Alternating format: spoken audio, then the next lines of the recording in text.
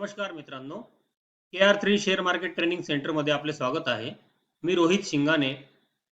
आपण काल एक इंडिकेटर बघितला होता ADX DMI चा. त्याच्या आधी VWAP चा एक व्हिडिओ आपण बघितलेला असेलच. आणि आज मी तुम्हाला जो इंडिकेटर शिकवणार आहे त्याचं नाव आहे MACD. त्याला मूव्हिंग ॲव्हरेज कन्व्हर्जन्स डायव्हर्जन्स असं म्हटलं जातं. तर हा MACD काय आहे, तो इंडिकेटर कसं काम करतो ते आपण या व्हिडिओमध्ये पाहणार आहोत. So let's begin.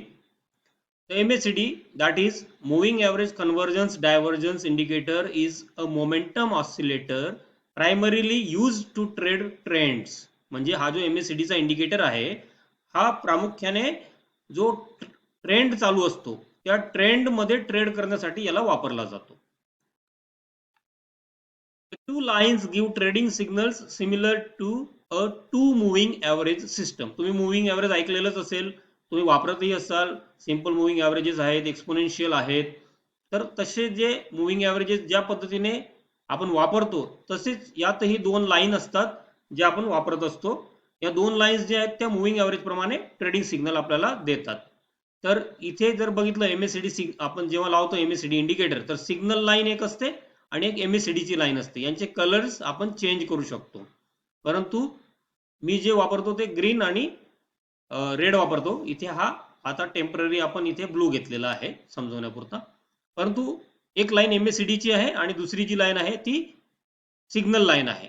इथे एक झिरो लाईन असते. ही जी झिरो लाईन आहे म्हणजे जिथून वरती आणि खाली असे आपल्याला हिस्टोग्राम्स दिसतात. जे वरती तयार होतात ते ग्रीन हिस्टोग्राम तयार होतात, त्यांना पॉझिटिव्ह हिस्टोग्राम म्हणतात किंवा हिस्टोग्राम प्लस म्हणतात. आणि हिस्टोग्राम मायनस म्हणजे निगेटिव्ह जे हिस्टोग्राम तयार होतात ते झिरो लाईनच्या खाली तयार होतात. इथे जर बघितलं तर आता आपल्याला चार गोष्टी बघायला मिळतात. एक सिग्नल लाईन, दुसरी MACD लाईन, नंतर निगेटिव्ह हिस्टोग्राम आणि पॉझिटिव्ह हिस्टोग्राम. इथे एक झिरो लाईन असते. ही जी दोघांच्या मध्ये जी दिसते आहे इनविजिबल, ती झिरो लाईन आहे. म्हणजे त्या झिरोच्या वरती आणि झिरोच्या खाली हे हिस्टोग्राम तयार होत असतात. When the MACD line crosses from below to above the signal line, the indicator is considered bullish. The further below the zero line, the stronger the signal. म्हणजे काय, जेव्हा MACD लाईन सिग्नल लाईनला खालून वरच्या दिशेने क्रॉस करते, म्हणजे जी red line बघितली आपण त्या रेड लाईनच्या वर ही आता लाईन जाईल जी MACD लाईन आहे, तेव्हा तो इंडिकेटर तेजीचा आहे असं मानला जातो. म्हणजे तिथे आता तेजी येणार आहे. तो जो शेअर आहे तो वरती जाणार आहे, किंवा तुम्ही इंडायसेस घेत असाल निफ्टी बँक निफ्टी, तर तिथून तो वरती जाईल असा त्याचा अर्थ होतो. शून्य रेषेच्या खाली जितका जास्त असेल तितका मजबूत सिग्नल मानला जातो. म्हणजे ही जी शून्य रेषा असते त्या शून्य रेषेपासून, म्हणजे जी झिरोची लाईन बघितली आपण त्याच्यापासून जितका जास्त लांब असेल तो तितका तो मजबूत असतो. आता ही सिग्नल लाईन, ही MACD लाईन, तर इथून समजा जितक्या लांब जाईल तो या झिरो लाईन पासून, आता ही झिरो लाईन इथे मी ड्रॉ केलेली आहे, या झिरो लाईन पासून जितका लांब असेल आणि तिथून जर तो क्रॉस ओव्हर देईल तर तेवढा तो मजबूत सिग्नल आहे असं मानलं जातं. त्यानंतर इथे वरती आला तर इथे क्रॉस ओव्हर आपल्याला क्लिअर कट दिसतो आहे. ह्या MACD लाईनने ही रेड लाईन जी आहे सिग्नल लाईन तिला क्रॉस केलेला आहे. तर इथून तेजीचा संकेत आहे, म्हणजे इथून मार्केट वरती जात आहे असा सिग्नल मिळतो. इथं इंटरमिंगल्ड आहे, म्हणजे इथून मार्केटने थोडासा आता आपल्याला विकनेस दाखवायला सुरुवात केलेली आहे आणि इथून मार्केट खाली जाण्याचे चान्सेस आहेत असं हा सिग्नल इथे आपल्याला दाखवतो आहे. When the MACD line crosses from above to below the signal line, the indicator is considered bearish.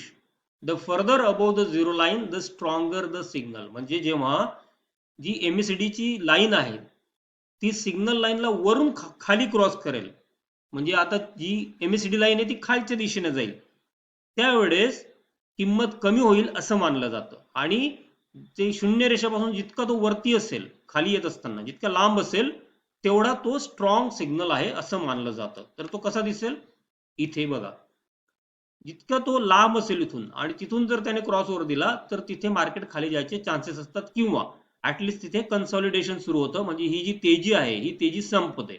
आता हा MACD आहे म्हणजे काय, मूव्हिंग ॲव्हरेज आहे. मग हा ॲव्हरेज, आता इथे बायर्स जर घुसले, बायर्स वरती घेऊन जात आहेत आता ही प्राइस वाढते आहे आणि प्राइस वाढत असल्यामुळे काय होईल की तो जो ॲव्हरेज आहे तो ॲव्हरेज वाढत चाललाय, बरोबर. हा मूव्हिंग ॲव्हरेजच आहे ना एक प्रकारे. मुव्हिंग ॲव्हरेज कन्व्हर्जन्स डायव्हर्जन्स जरी असला तरी तो मुव्हिंग ॲव्हरेज आहे आणि ती ॲव्हरेज प्राइस वाढत चालली आहे. आता समजा 100 रुपये होते आणि ते 10 जणांमध्ये वाटणी केली तर प्रत्येकाला 10 रुपये मिळत आहेत, म्हणजे 10 ॲव्हरेज आहे. एक एक्झाम्पल देतोय मी फक्त. तर एक 10 ॲव्हरेज झाला. परंतु आता काय झालं, तिथे बायर्स संपले, बरोबर. परंतु तरीही लोक तिथे येत आहेत आणि तो जो टाइम आहे तो टाइम तिथल्या तिथे आहे.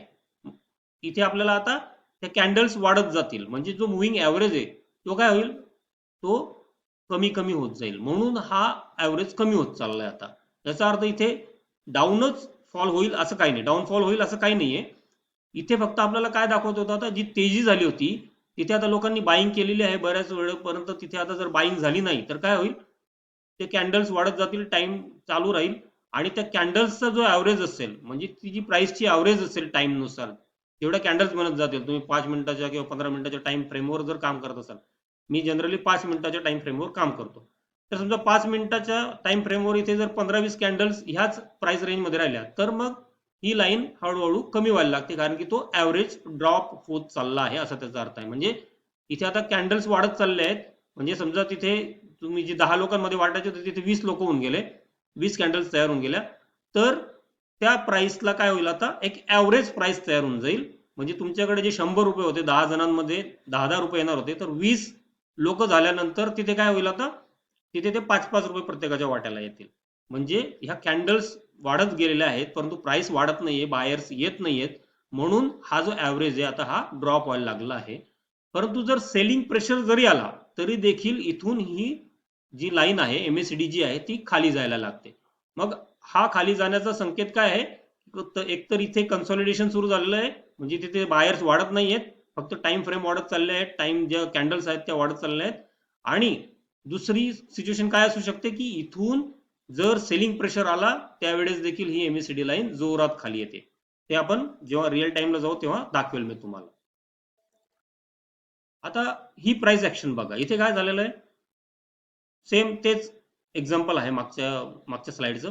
तर ही सिग्नल लाईन आहे, ही एमएसडी लाईन आहे. एमएसडी लाईनने इथे आपल्याला क्रॉस ओव्हर दिला.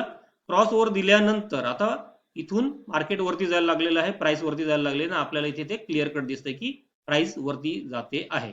आणि ह्या दोघांमधलं जेवढं डिस्टन्स वाढत जाईल तेवढं आपण सेफ असतो. म्हणजे काय की प्राइस वरती जायचे चान्सेस जास्त असतात. कंटिन्यू वरती जाते. मात्र इथे काय झालं बघा, या दोन्ही लाईन्स जवळ आल्या आणि इथे क्रॉस देखील दिला होता, म्हणजे इथे थोडीशी आता सेलिंग थोडंसं झालं. परंतु इथे काय होतंय, आता कन्सॉलिडेशन सुरू झालं. इथे थोडे बाहेर आले, जे सेलर्स आहेत ते आले आणि इथे बघाल तर प्राइस ऑलमोस्ट तिथल्या तिथे फिरते आहे.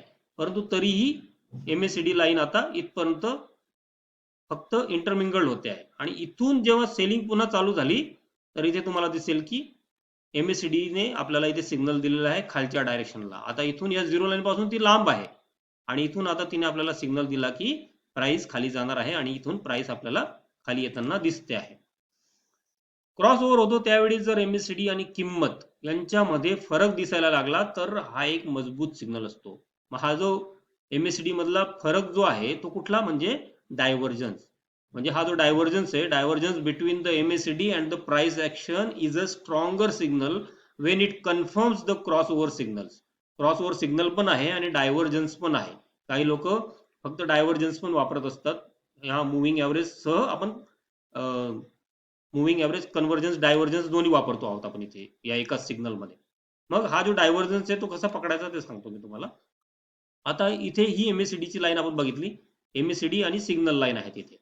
पण इथे बघा प्राइस काय होते, खाली खाली येते आणि इथे मात्र जो एमएसडी आहे ती वरती वरती चालली आहे. मग इथे काय आहे, प्राइस मेकिंग लोअर लोज. प्राइस काय करते, लोअर लोज क्रिएट करते. ज्यांनी माझी ट्रेनिंग केलेली आहे त्यांना लोअर लोज, लोअर हाईज हे माहिती आहेत, तो कन्सेप्ट माहिती आहे.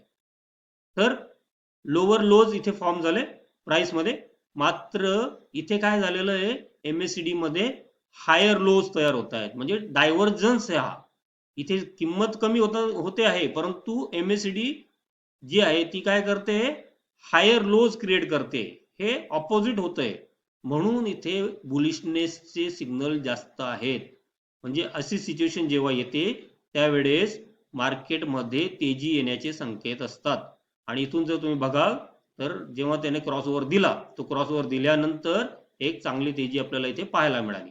त्यानंतर पुन्हा इथे खालच्या डायरेक्शनला जेव्हा सेलर्स हावी झाले त्यांनी सेलिंग करायला सुरुवात केली तर इथेही आपल्याला सिग्नल मिळालेला आहे. इथे खाली आता ही जी MACD लाईन आहे ही इथे रेड दाखवलेली आहे. हा स्क्रीनशॉट आहे घेतलेला.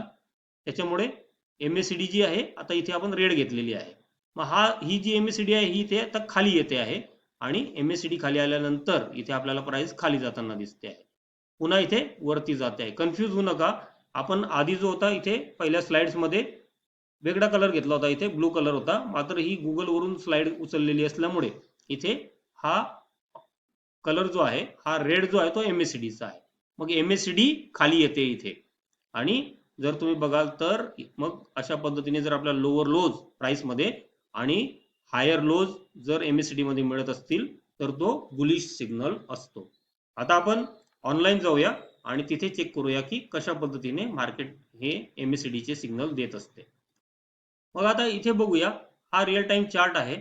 एक कोल इंडिया आज चांगला वरती गेला म्हणून मी कोल इंडियाचा सिलेक्ट केलेला आहे.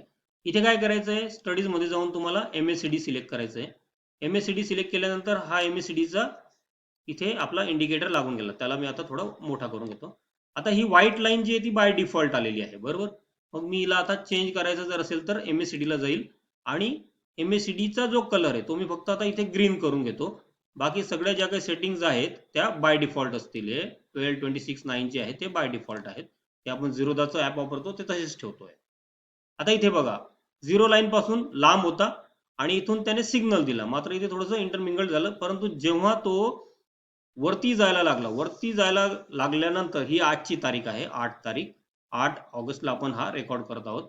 तर इथून चांगला सिग्नल मिळाला, बुलिश सिग्नल मिळाला आणि इथून बघा प्राइस वरती गेलेली आहे. इथून प्राइस वरती गेली आणि इथे मी जसं आधी सांगितलं की इथे कन्सॉलिडेशन सुरू झालं आणि या कॅन्डल्स वाढत गेल्या. त्यामुळे आता काय झालं की हा जो ॲव्हरेज प्राइस होती ती कमी होत गेली, म्हणून इथे आपल्याला हा सिग्नल मिळालेला. वास्तविक इथे सेलिंग प्रेशर नाहीये जास्त, परंतु कन्सॉलिडेशन होत आहे आणि इथे काय होतंय की ह्या कॅन्डल्स वाढत चाललाय म्हणून तो ॲव्हरेज घटत चालला आहे इथे. मात्र आपण जर बाकी वेळेस बघितलं तर इथे बघा, इथे सेलिंग प्रेशर येतो तेव्हा देखील MACD आपल्याला व्यवस्थित सिग्नल देते. आता MACD आपण इथे ग्रीन घेतलेली आहे. इथे जर बघाल तर मार्केट डाऊन होत आहे, प्राइस खाली चालली आहे आणि MACD ने आपल्याला चांगला सिग्नल दिलेला आहे. ही जी झिरो लाईन आहे, झिरो लाईन पासून तो जेवढा लांब असेल तेवढा आपल्याला स्ट्रॉंग सिग्नल असतो. आता इथून प्राइस वरती जायला लागली, या झिरो पासून लांब आहे, तर इथूनही मार्केट आता वरती वरती जात आहे. परंतु MACD हा जो इंडिकेटर आहे हा एकटा वापरायचा नसतो. त्याच्यासोबत इतर जे आपले काही इंडिकेटर आहेत, तुम्ही जे शिकलेले असाल किंवा माझ्याकडे ट्रेनिंग केलेली असेल तर ते इंडिकेटर्स देखील वापरायचे आहेत. हा फार फास्ट असतो आणि ही फास्ट लाईन असते, फास्ट मुव्हिंग ॲव्हरेज देखील याला म्हटलं जातं. फास्ट सिग्नल क्रिएट होत असतात, त्यामुळे ती पटकन सिग्नल देते. त्यामुळे फक्त MACD बघून ट्रेडिंग करू नका, तुम्हाला बाकी इंडिकेटर्स वापरावे लागतील. तुम्हाला रिक्वेस्ट आहे की मी चांगले व्हिडिओ आणायचा प्रयत्न करतो आहे, परंतु कमेंट्स आणि लाईक्स तेवढे नसतात जेवढे लोक जेवढे व्ह्यूज असतात. म्हणजे व्ह्यूवर्स समजा 150-200 असले तरी लाईक्स फक्त 15, 20, 30 जास्तीत जास्त असतात. कमेंट्स करा, तुम्हाला काय वाटतं ते पण लिहा, जेणेकरून मला समजेल की तुम्हाला कुठे अडचणी येतात. तुम्हाला जर काही अडचणी असतील तर ते देखील तुम्ही त्या व्हिडिओच्या खाली मांडा, जेणेकरून मी तुम्हाला तिथे काही गायडन्स देऊ शकतो.